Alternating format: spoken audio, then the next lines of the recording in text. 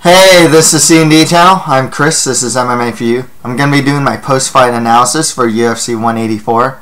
Overall, I thought it was a good card. There were a good amount of finishes, so I think that really helped. It's pretty sad to see like Mark Munoz lose the way he did, but I got to see some guys.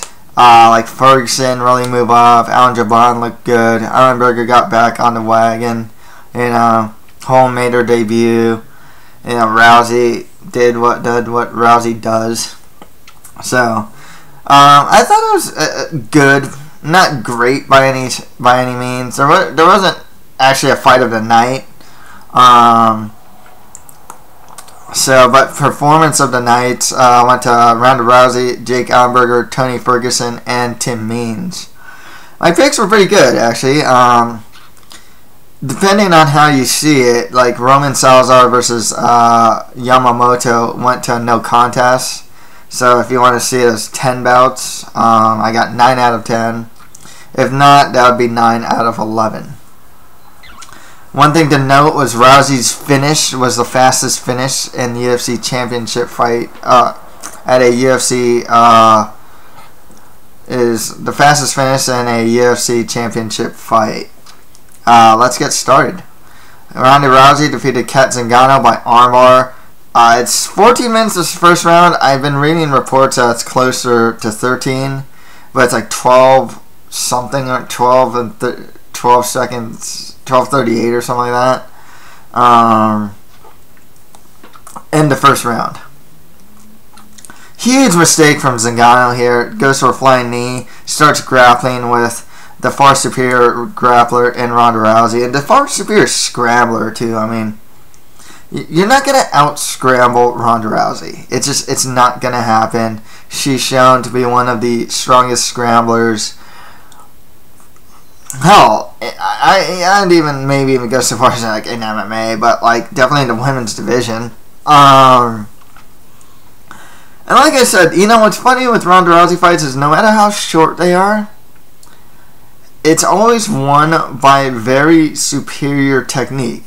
I mean, it doesn't matter if it was, like you can watch the Alexis Davis fight, and it's like punch, clinch, knee, throw. I mean, everything was really. It's a nice sequence, Like there's always. That's the other thing with Ronda Rousey. It's always a sequence that leads to the. It's generally speaking, it's usually some form of sequence that leads to the finish. I see it's no different. They kind of rolled on the ground. Rousey got this really nice armbar I've never seen before. It was like a wrong way armbar, pretty much. But obviously, it's not wrong because she submitted Zingano with it. But yeah, just way too dominant here. Zingano was obviously very disappointed. Pretty much kept saying the F word every 2 words in her post-fight interview. She knew she made a huge mistake. I think it's going to show more and more. Ronda Rousey's a really fast starter, but man, if you gotta make the fight boring and just jab from the outside and get on your bicycle against Ronda Rousey, do that. I mean, don't stand in front of her and trade and let her get your hands on you or anything. I mean, it just. She's not always approached very well. I know Sarah McMahon actually tried and actually managed to get a couple good right hands on Ronda Rousey. But then she ended up getting clinched, kneed in the liver, and it was over. But yeah, Joe Rogan kept harping on it, but it's true. It's like, what do you do with Ronda Rousey now? Like, there are,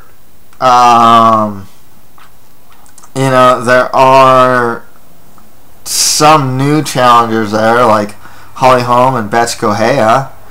But, now it's like, okay, you beat in, the top 5 of your division. Now you're going to fight the top 6 through 10 now, I mean, like, yeah, you know, Marion Renault is probably like one fight away from fighting Ronda Rousey, you know, just because the division's so thin. Or else, you know, you get the Betts Correia or like Holly Holm. And we'll talk about Holly Holm next. But, and of course the Cyborg fight's always looming, but, you know, it just depends if Cyborg cuts to 135. And now people argue, hey, well, if Ronda Rousey wants a fight to happen, then she has, you know, Ronda Rousey has to make the move because Cyborg just won't budge, and, you know. But it's like, what's the point for Ronda to budge, you know? You know, she's champion. You know, it's reported that after everything's said and done, she's just gonna make like $1 million from this pay-per-view, you know? So, what's the point? So, yeah, as far as next for Rousey, I'm guessing it's like Holly Holm, Betts Correia. If Marion Renault can get another win, Marion Renault. Otherwise, slim pickings. Very, very slim pickings. Kat Zingano, she can fight like Sarah McMahon. Maybe the loser of Kaufman versus Davis. And Zingano enters this list of fighters that have lost to Ronda Rousey. And now they're too good. She's too good for any like potential up-and-comer to fight, you know? There's a lot of them. So you're building this group of like Sarah Kaufman, Alexis Davis, Kat Zingano, Miesha Tate, Sarah McMahon, who are all like the top of the division. And it's like, dude, if like Marion Renault fights one of these fighters, you know, she could lose, you know, and you don't get anything out of it. Jessica Eye is actually another possibly good opponent for Rousey. She lost to Davis, and she had her decision overturned against Kaufman. She might be able to get up there. I think of all the possible opponents, the best one probably is like Jessica Eye. You know, she's athletic, she boxes well. Ground game's not the greatest though. Don't expect her to win. It's just, you know, now you kind of have to go with the top 6 through 10 now, just to see, you know, who Rousey can fight next. The division's starved for new talent. I mean, you got some young fighters. Jessica Andros just lost. She's only like 22. Larissa Pacheco's only like 20, but she's not very good. Jermaine Durandamy's there, but, you know, she's not the greatest. Even in Invicta, I mean, Irene Aldana's there. She's not too bad, actually. Still young. Kelly McGill is a really good prospect. She's only like, what, 1-0? You know, it's like, as far as up-and-comers go, it's very slim pickings. You know, even Juliana Pena's coming up, I guess. She would be a cool challenger for Ronda Rousey in the future. Do I expect her to win? No. No one's going to out-grapple Ronda Rousey. Heck, I don't know if anyone can take her down, and even if they can't, like, she's so good at scrambling. So, you know, and she found that armbar, it was a really nice armbar there, so. The same with Ronda Rousey at this point, it's just, I mean, they'll find people to give her. It's just going to be a case of just, like,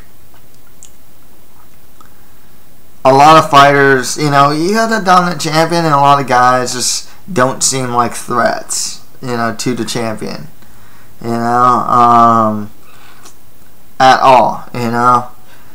And it is what it is, you know. It just, when you have such a dominant champion, it's starting to happen with John Jones. I mean, if John Jones gets past Anthony Rumble Johnson, it's like, dude, who's an up and comer? OSP?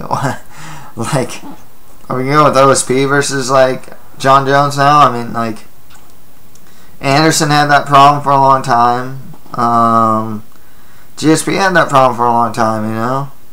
Jose Aldo had that problem. I mean, a lot of the people that were fighting were very good guys. I mean, like the Korean Zombie, Ricardo Lamas, really good guys, really good fighters. And I think that's another problem too. Ronda Rousey doesn't really have that, like, even that level of fighter, to fight against. So, Kat Zingano was like the last one. So, we'll see. Maybe Holm gets better. But speaking of that, Holly Holm defeated Raquel Pennington by split decision. Couple things with Holm. She's big for the weight class. She has really big legs, and she's just really big for the weight class. I say that because, especially having big legs and big glutes, it actually helps with your takedown defense. You see with like Benson Henderson, for example. He just has these really big legs, and it actually helps with your takedown defense. As far as Holmes' boxing goes, she's very low power. She throws a good amount of volume. Gets on her bike a lot. She has good kicks. She seemed really stiff in this fight, though. I mean, and Pennington was actually doing pretty well in the third round. It wasn't. I mean, anything short of a finish, it's like it was a little too competitive for what it was, and there's no. I personally don't see any particular threat that Holly Holm gives to Ronda Rousey. Holly Holm needs to develop her skill set. Her takedown defense looks solid, so that's good. Her striking's good. Her movement's good. I felt she was looking for that high kick a little too much. I thought she should have tried to go for the liver kick a couple more times. But I can't say I was like very impressed with her. Raquel Pennington's a good. I wanted to say like a gatekeeper type. I mean, she just fits the bill of tough to fit. Really tough. Not the best athlete, not the best striker, not the best grappler, but she's good everywhere. But she probably makes up for a lot of deficiencies with toughness, and an opponent has to work the full like 15 minutes in order to beat the opponent a lot of times. That's and Raquel Pennington's kind of there, so it's a good.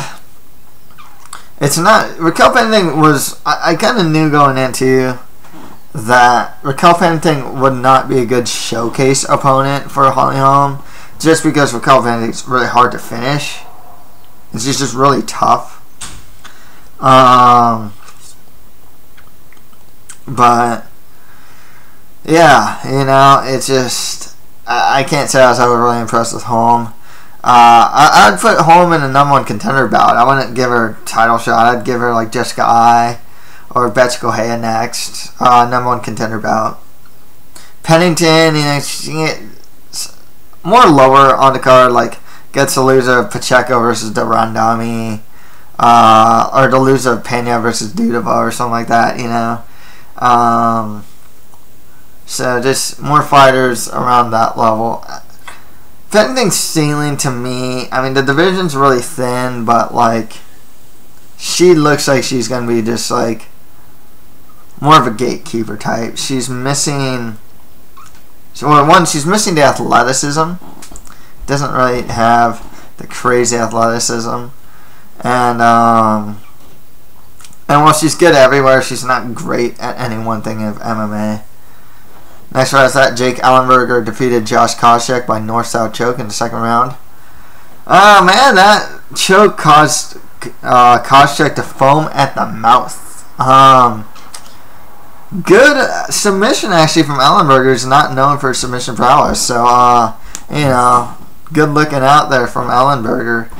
I gotta say that Koscheck reacts really badly to getting hit these days, and it seems like he's very, very. I mean, the eye thing, he's really cautious about that eye. And there's a point in the fight where it looks like he's just like touching around it, you know.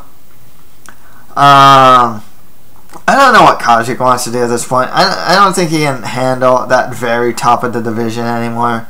He still has one of the best takedowns, though. I gotta say, man, he hit one of the Josh Koscheck takedowns, the spears.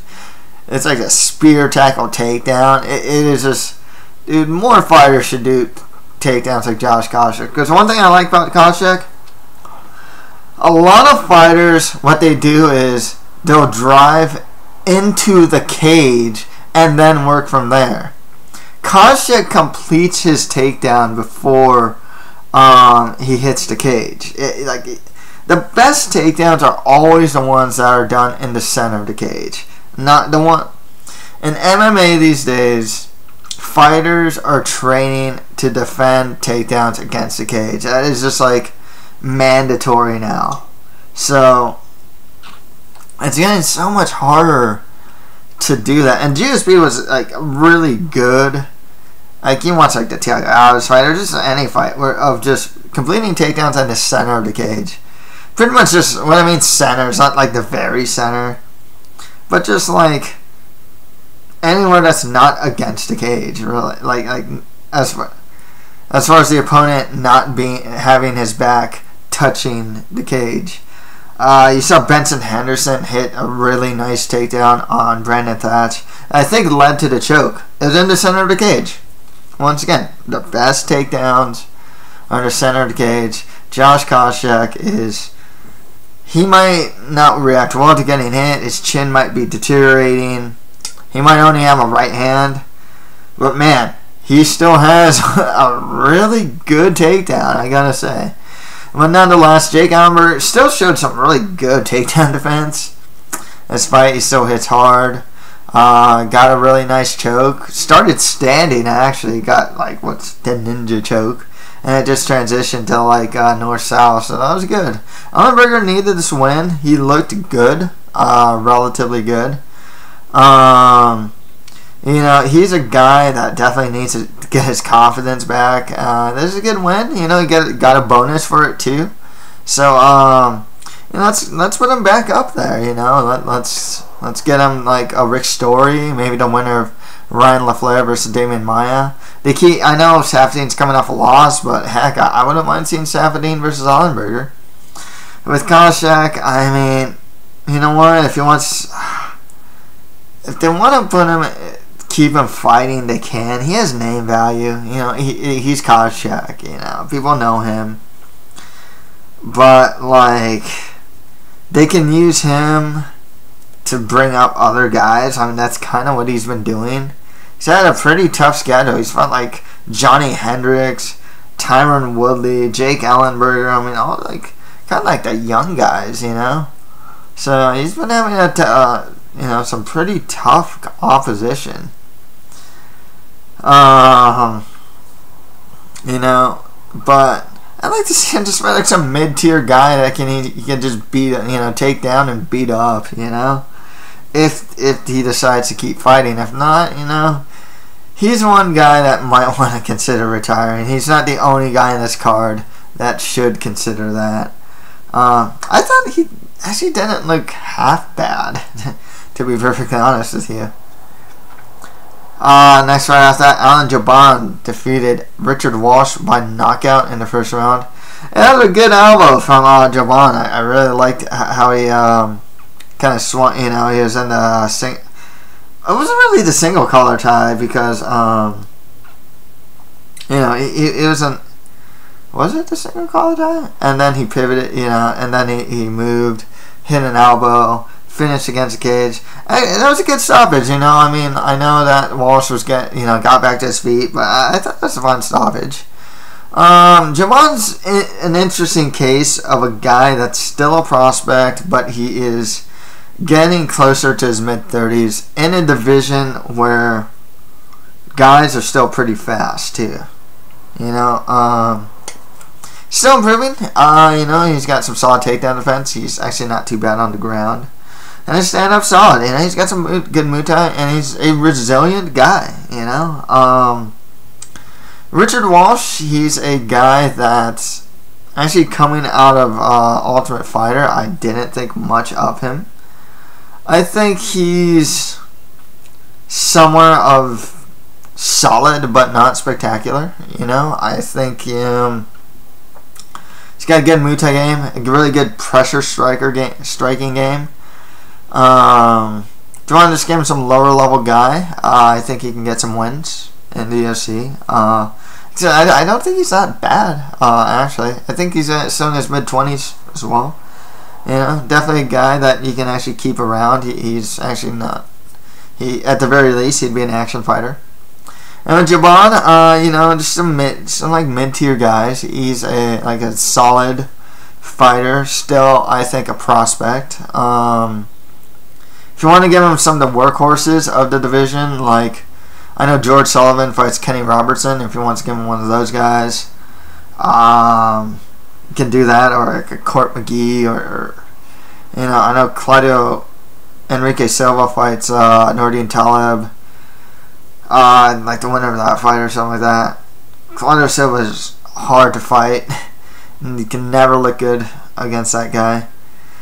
Those are actually like the tough guys that are very hard to look good against. I mean, give him guys like that. If not, if you want to give him some more fun fights, winner of Eric Silva versus Ben Saunders would be cool. Who else is an action fight?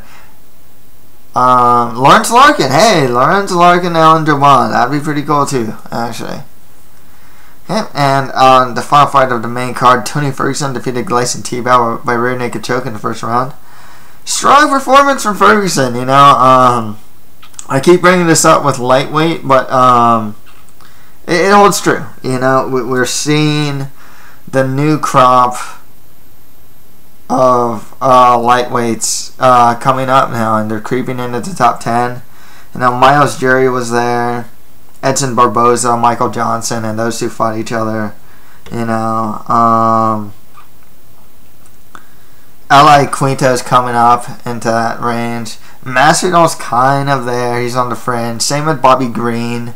He's kind of on the fringe of that, even though he beat Josh Thompson. They're the guys that are going to replace Gilbert Melendez, Josh Thompson, Nate Diaz. Dos Anjos is still young, so I think Dos Anjos still has time there. Cowboy's still going to be there for some time, and probably Benson Henderson's going to be up there as well, but these are the guys that are kind of coming in. They'll probably slowly but surely start replacing the old guard, which is funny because this old guard's pretty new. I mean, Rafael Dos Anjos is pretty new to the top. Even Cerrone, I mean, he's relatively new to the top already, and you already have this new crop of guys coming up in the lightweight division, and there's more guys coming up. Kevin Lee is another guy that's coming up in the division, super young, super athletic, that is going to be the next crop after that. So you already have the next crop and the next generation and the generation after that in lightweight. And Tony Ferguson is in that it's creeping up there now too. Beating Gleison Tebow, I mean, he's a guy that beats prospects, or else he is just the perfect gatekeeper. He beat Piotr Harman. He'll beat Norman Park. Some prospects that probably don't belong in the top 10 yet, that just aren't there. He'll beat them. He'll lose to Michael Johnson. He'll lose to Tony Ferguson. Whoever to give him next, they'll probably give him the loser of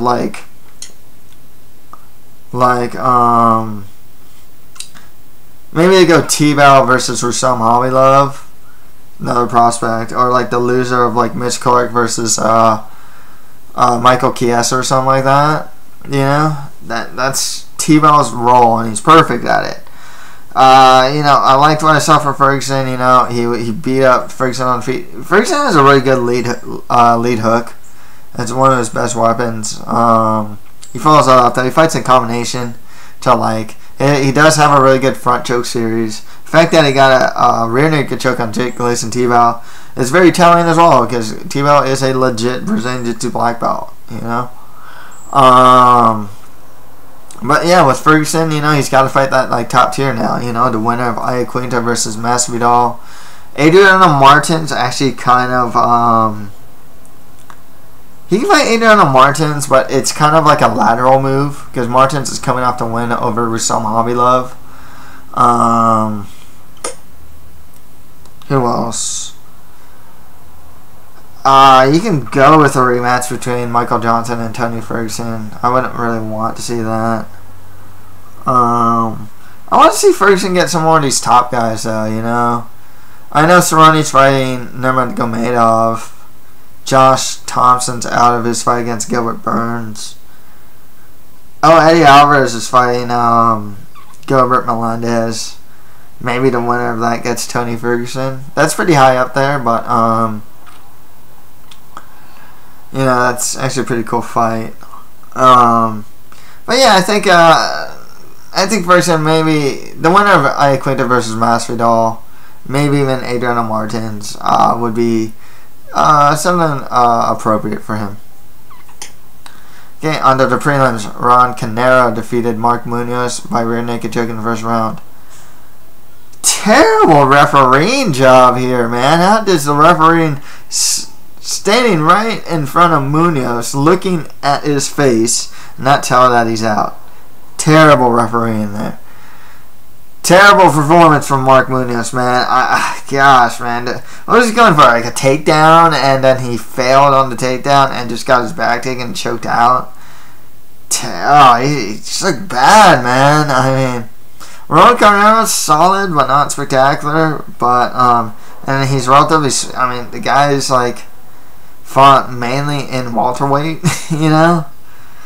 Munoz is, I think he's done, man. I mean, there was a point in Munoz's career where he was just losing to like, oh, you lost to Chris Weidman, Lyoto Machida, Musashi, cool. Oh, you can beat like Tim Bosch, you know, that gatekeeper guy. He even beat CB Dalloway at one point, you know. I think CB Dalloway would beat up Munoz at this point. But yeah, you know, he's another guy that might want to consider retirement, man. He just, when he loses bad, you know. I mean, he gets knocked out, choked out, and he looks bad, and I can't pinpoint what it is. He shoots from way out.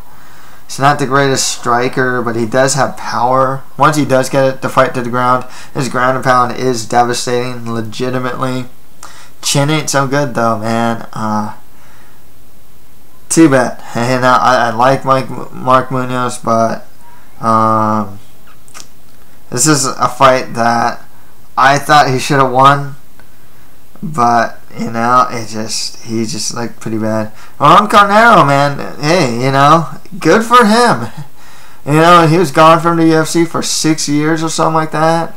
You come back, you choke out your opponent in the first round. Hey, you know, welcome back, buddy. You know, at the very least, he's guaranteed a couple more fights in the UFC. You know, good everywhere, not great anywhere. But actually, no.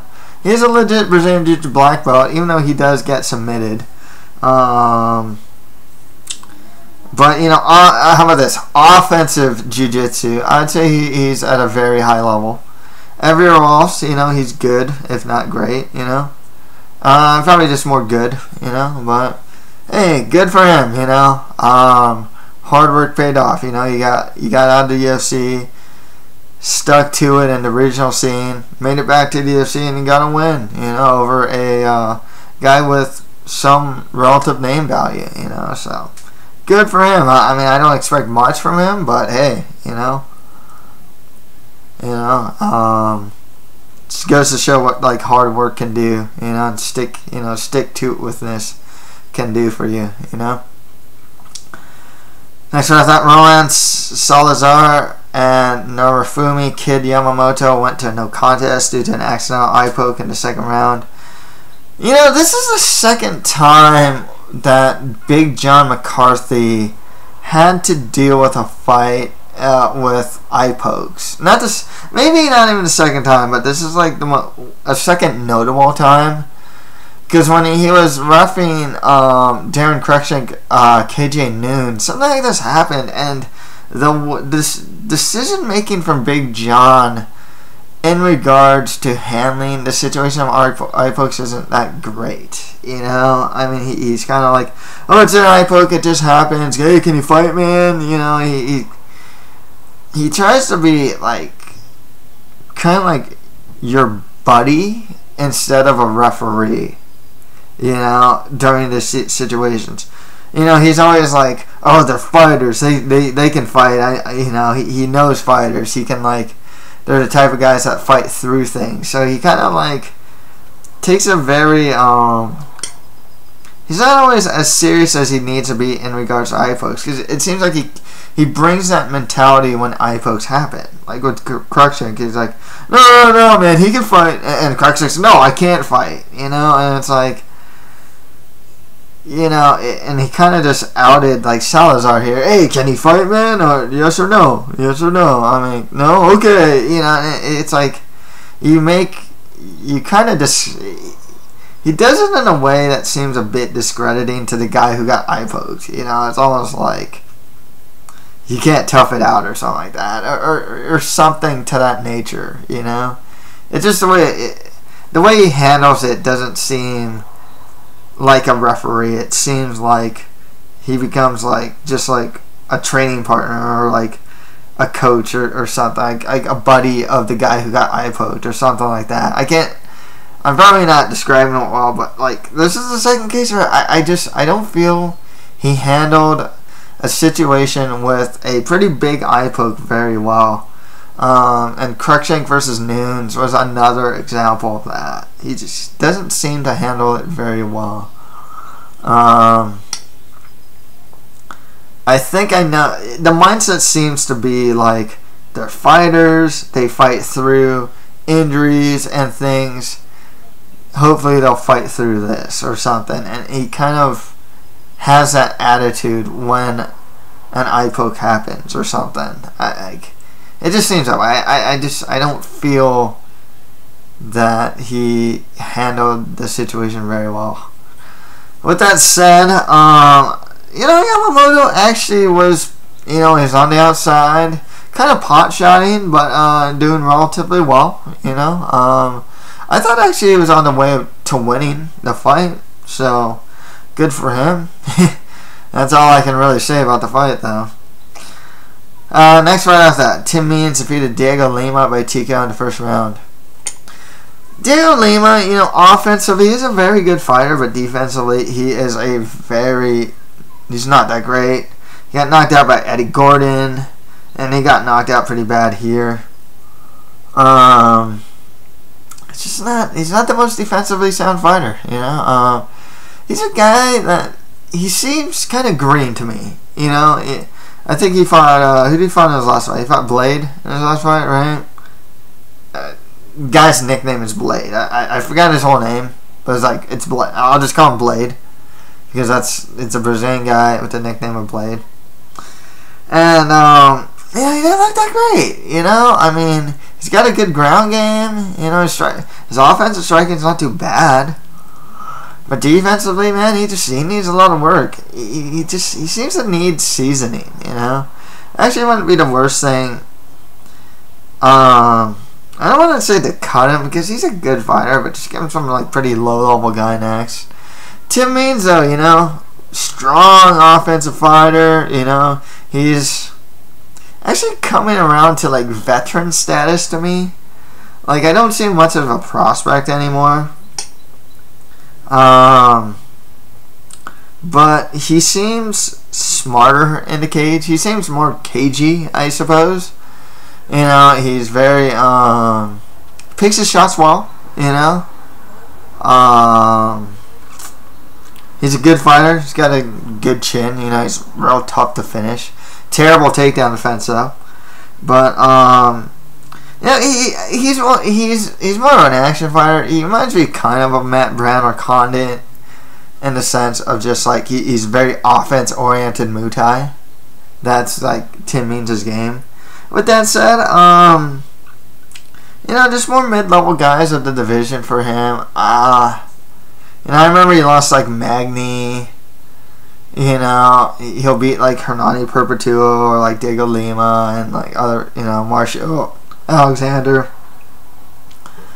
And he's a good fighter, but yeah, I don't know if I can really call him a prospect at this point anymore, but he's solid. Very solid fighter. Very offense oriented, really tough. So, just more mid-level guys of the division. Next fight after that, Derek Lewis defeated Ron Potts by TKO. Jeez, I'm like losing my voice. Something. Ugly fight. It was such a heavyweight fight. There was a point where Derek Lewis was thinking about going for an arm triangle, and he just like gave it up. And I'm like, man, you really can't do an arm triangle. Like you just don't know how to do one or something. I mean, come on, man. Do work on. It seemed like just such a heavyweight fight.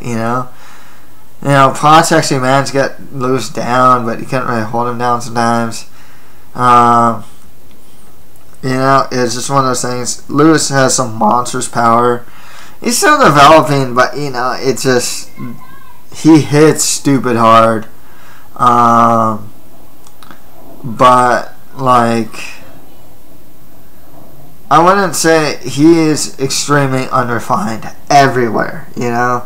And what's funny with him is he's actually one of the younger. I think he's like 29. It actually makes him one of the younger fighters in heavyweight, and still a prospect at heavyweight. He's just solid enough for heavyweight. He's solid enough, I suppose. More lower to mid-tier guys at division for Lewis. Potts, 3 losses in a row. He should probably get cut at this point, and he's been finished all 3 times. Okay, on the Fight Pass prelims, Valmir Lazaro defeated James Krause by split decision.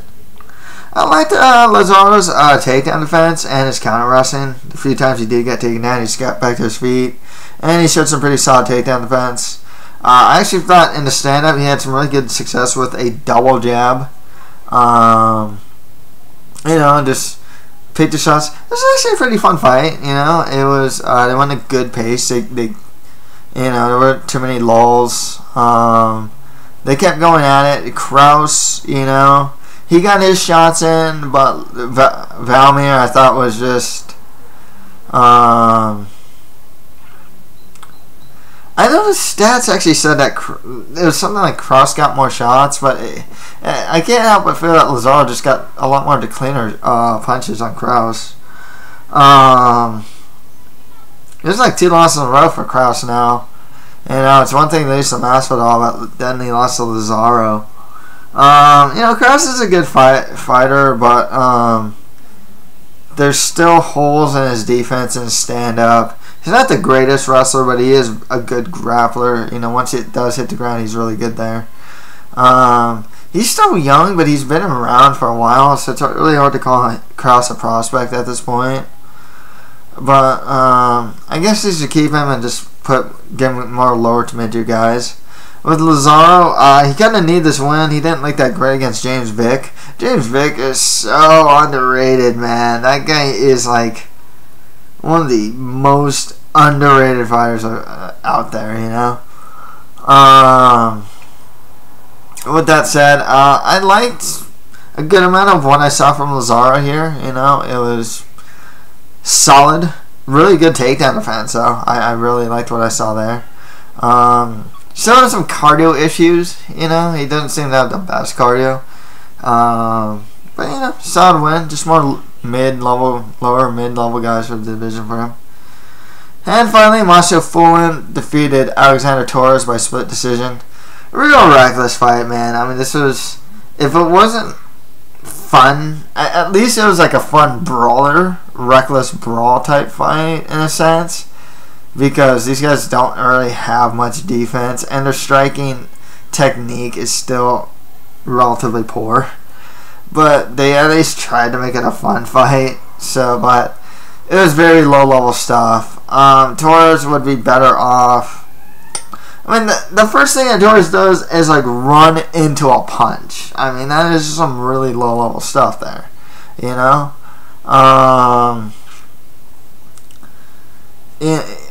Torres is a guy, you know, he'd be better off just getting more seasoning on the regional scene, to be perfectly honest with you.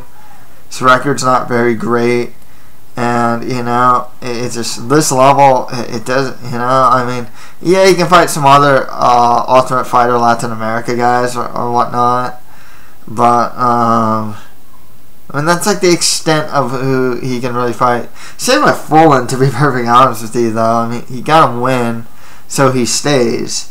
But there's nothing about this performance that I thought he can fight. He can beat like just a decent UFC guy, you know.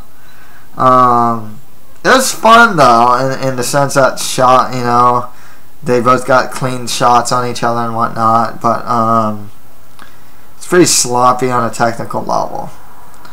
So that's it for my post-fight analysis for UFC 184. If you have any comments, just leave them below. And that's it for MMA for you. Thank you guys very much.